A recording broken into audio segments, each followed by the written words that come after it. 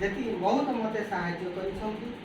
ୟାରି ଭିତରେ ତାଙ୍କ ସହିତ ମୋର ଓତପ୍ରୋତ ଭାବରେ ଜଡ଼ିତ, ତାଙ୍କ ପରିବାର ସହିତ, ତାଙ୍କର ବଡ଼ ଭାଇଙ୍କ ସହିତ, ସାନ ଭାଇଙ୍କ ସହିତ ସମ୍ପୂର୍ଣ୍ଣ ରୂପେ ଓତପ୍ରୋତ ଭାବରେ ମୋର ପରିବାର ସହିତ ଜଡ଼ିତ।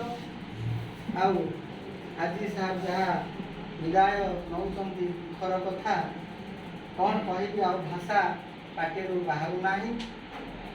ସାର୍ ଏମିତି ତ ଯିବେ ନିଶ୍ଚିତ ରୂପେ, ଭଗବାନ ଆଶୀର୍ବାଦ କରନ୍ତୁ, ତାଙ୍କର କର୍ମମୟ ଜୀବନ ସୁଫଳ କରନ୍ତୁ, ସାଫଲ୍ୟ ମଣ୍ଡିତ କରନ୍ତୁ। ଭଗବାନଙ୍କର ଆଶୀର୍ବାଦ ଏମିତି ତାଙ୍କ ଉପରେ ରହିଥାନ୍ତୁ।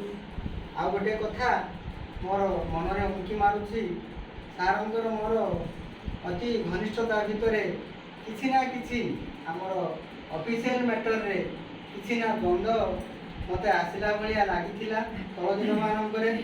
ସେସବୁ ସାର୍ଙ୍କ ମନରେ ନ ଧରି ମୋତେ ଗୋଟେ ଛୋଟ ଭାଇ ବୋଲି ଭାବି କ୍ଷମା ଦେବା ପାଇଁ ମୁଁ ସାର୍ଙ୍କୁ ପ୍ରାର୍ଥନା କରୁଛି। ଆଉ କିଛି କହିବାକୁ ଚାହୁଁନି, ଏତିକି ମୋର